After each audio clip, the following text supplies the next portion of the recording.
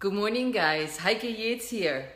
And this morning I want to spend a little bit of time with you talking about the good, the bad, and the ugly. You wonder what? The good, bad, and ugly what? Chafing. If you're an active woman that is outdoors exercising a lot, you know what I'm talking about.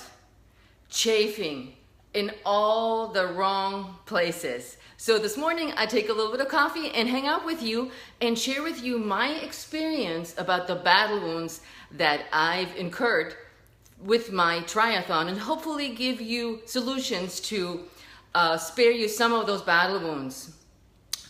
I know when I sometimes come back from a training run or a training workout and I look in the mirror and I'm going, oh my God, what just happened to me? I ran X amount of miles, and it doesn't really matter. Well, it does matter, but we get to that later, what the distance is. But I look at myself, I have cuts, bruises, blue spots, blisters, and it's awful. It hurts.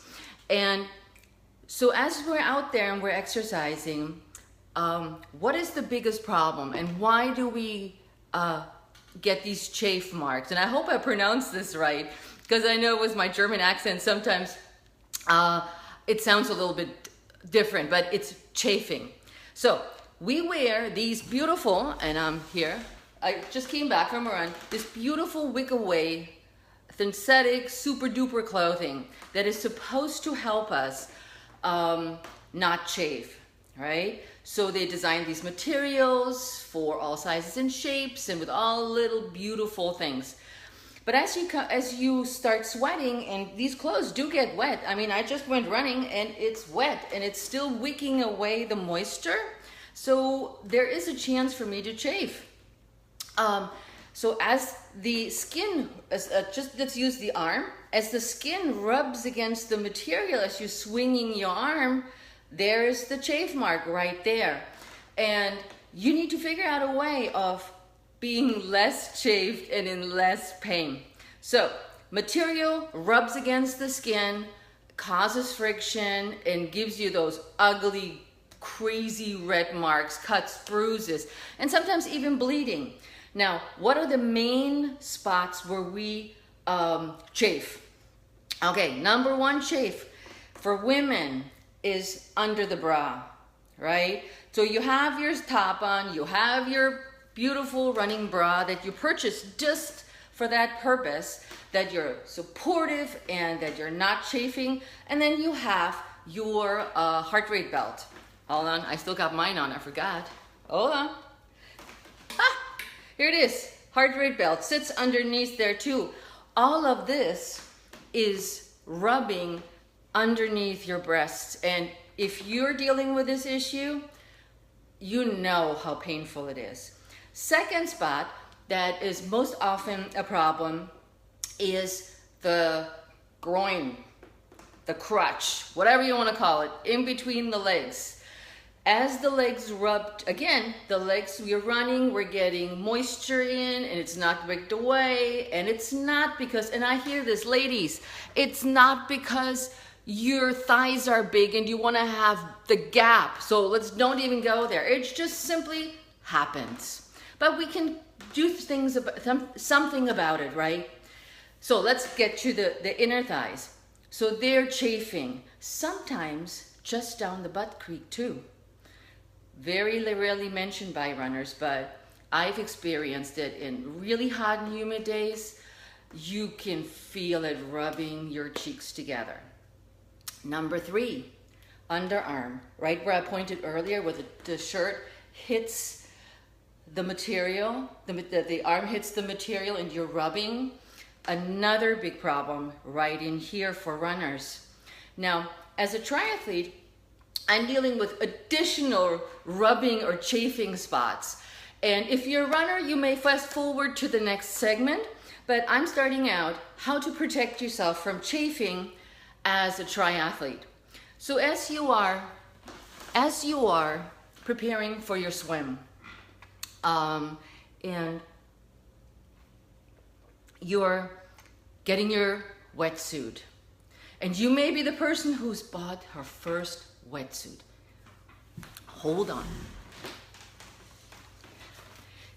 Here is my wetsuit. See it? So I decided to buy a wetsuit. I'm not a good swimmer, but I decided to buy a wetsuit to, number one, help me float, and number two, when the water is cold, you need protection.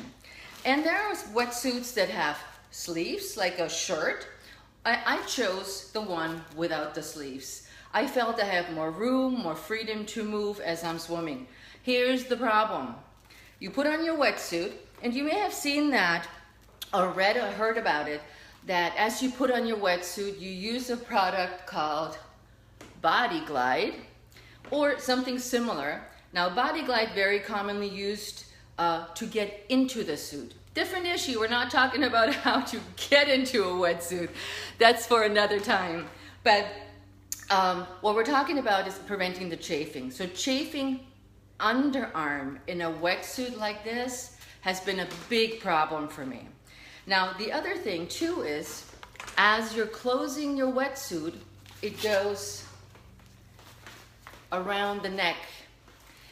When it's closing around the neck, it sits way up here, and the rubbing is right around here and in the closing of your zipper from your wetsuit. This in itself can be super painful. So you have the rubbing that already starts down the arm, down around the neck. So what I use, or what I do, I have used Body Glide, but sometimes it's not enough. And I switched to this product, the 5-hour. Why? Because it stays on longer. Because just picture, you putting on your glide, and there we go, the glide on here, on the neck, all around. And then you think, okay, I'm putting my wetsuit on, I'm starting to swim, and it rubs off, right? It starts to sit here, and then it starts rubbing, and it gets less and less. And as I mentioned before, I'm not a strong swimmer, so I'm out there for a while sometimes, much longer than most everybody else, or many. But I've discovered that the 5-hour stick stays on longer, and it's somehow thicker, right? They had a slightly different consistency, and I use it for under my arm, right there, apply it really thick, or as much as I can, around my neck and for my arm. So that covers my wetsuit. My bathing suit underneath, or my tri-suit, is basically my shirt and my bike pants. So as I'm transitioning out of the water, now we're transitioning into the bike phase for a triathlete.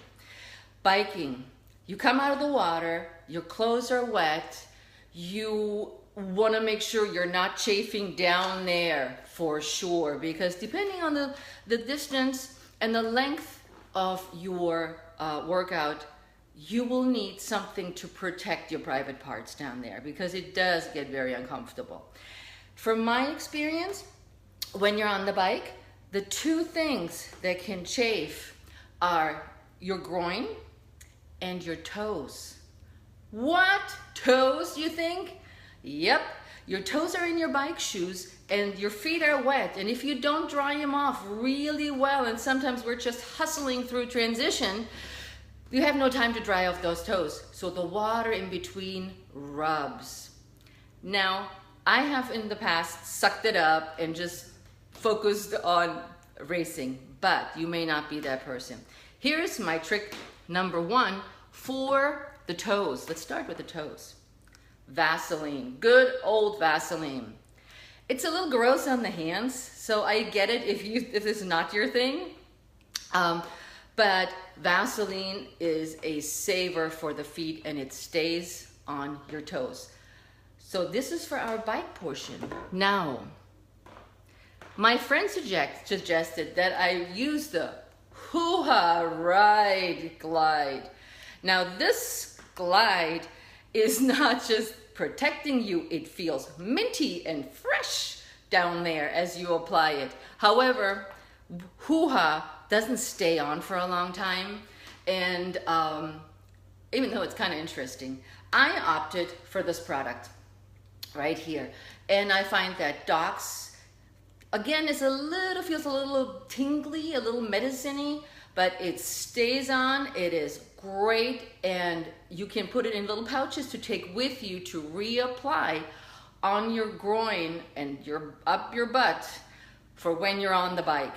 So you have these two. Now, they worked for me. I use this one, it turns around, the hoo-ha, for the shorter rides because it doesn't stay on as long, and I use Docs for my long rides. Now, you have some nifty little nut butter that you can just put in your pocket, and that helps. Chafing everywhere, and you can apply this cute little nut butter product on all your chafing spots.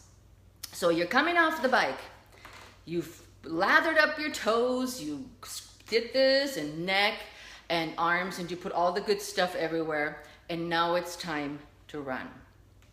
So at this point, you decide what you need the most. I find that, number one, I started, and here are my shorts. I am running and biking in my bike shorts. I used to run in these very traditional short shorts that I used to wear while running, and I started out and they were great, but they had very different problems for chafing. And here's one. When you look at the pants, their seam hits right where we have the inner thighs for us women, where the little round part is, and once you get wet and sweaty and you may pour water over yourself, it is chafing like there's no tomorrow. It hurts so bad and it won't stop. Now, these shorts are relatively short, so the industry was very nifty and said, oh, here, I'm giving you longer shorts, which just don't look flattering at all and cute, right? We still want to look cute while we're out there exercising. So I opted for my bike shorts. And I also have a similar pair that's like my running shorts, and they just look like this. So here are little cute shorts. They go down over the meaty part for us women on the inner thigh, and they cover the leg and the butt. Now, when I transition into my run, I reapply, I reapply these two, the A1 and the nut butter. Nut butter I can bring, but I usually try to keep very little with me. Other than my water. Here's another chafing spot that I have not mentioned. Now, hold on. When you wear a water belt, and there's all these different types of water belts out. I chose this one for a shorter distance. It lasts me for a 6 to 10 mile run, so at least I have some nutrition. For my other races, I'll have a bigger belt. I may have a backpack. Now, wearing something around your waist. Let me show you. Here it is, right? So this water belt sits around your back, and as you start sweating, wig away clothes or not, the back moves. And I can't tell you more than not how many times my back got chafed because of the sweating, the trapped moisture underneath the belt, in between the shirt, and boy, it's painful. So runners, here are 3 spots. Underarm. Yeah, get these guys all lathered up with whatever product you're using. Your back. Cover your back with either the Vaseline or the Body Glide or any of those products. Cover that. And go back down in your groin, and mainly the inner thighs, the upper inner thighs that are starting to really take a brunt. So at this point, you pretty much covered your whole body in slather. So you looked into the best running clothes for you. You may have to spend some more money to find out which part or which ones are the ones that work best for you. Don't buy what the salesperson says. Ask your friends. Your friends are the ones that have tried stuff out, like namely me, ask me. If you have questions about running clothes, what I would recommend, what chafing issues I can help you with, put it below and let me know, and I'll definitely respond to you. So think about the clothes you're wearing. Think about the distance. If you're going out for a 3-miler, you walk, run it, your chafing may be kept to a minimum. If you're out there for 20 miles on a hot and humid day, you may be chafing like I always like to say, that there's no tomorrow. And it's super painful. And think about the products that you like. There's a ton of stuff out there. And being a triathlete, all my friends have their own best product. And you know what? The funny thing is, my grandma used to say, if you're chafed, you put on butter and that will heal it. So I can't vouch for that one, but my grandma said it, and if grandma says it, it must be true, right? Butter, who knew, right? So try out a product. Ask your friends, try it out and see if it works for you. Determine whether or not your clothes are old and worn out. They do need to go. When they have that funky smell, they're definitely over the hill. So having running shorts for hundreds of years is definitely a no-go. So replace them frequently, just like your socks.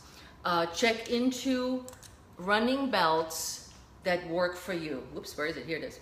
Not every belt is appropriate for everybody, and some chafe more than others, so play around with that. Now here, my number one secret, and I know you're going to laugh. So you followed all my advice, you read all the blogs on how not to chafe and what to wear and so forth. You get to the shower, you look at yourself and you go, oh man, I got all these nicks and cuts and bruises and I'm chafed and oh my God, I cannot survive the shower. Here is my number one before shower application so you don't hurt so much. Diaper rash cream. If you chafed badly, and you know who you are, because I sure have, I put on, diaper rash stuff on my rashes before I hit the shower. And oh my God, it feels so much better. It doesn't hurt. Does it hurt afterwards? Yes, but I put usually Neosporin on it. But so try it and see how it works for you. And tell me, ask me if you have any questions, put them below and I'll get back to you with answers to your question and more tips on how to keep that chafing away. And with that, I'm gonna hit the shower and I'll see you next time. Ciao.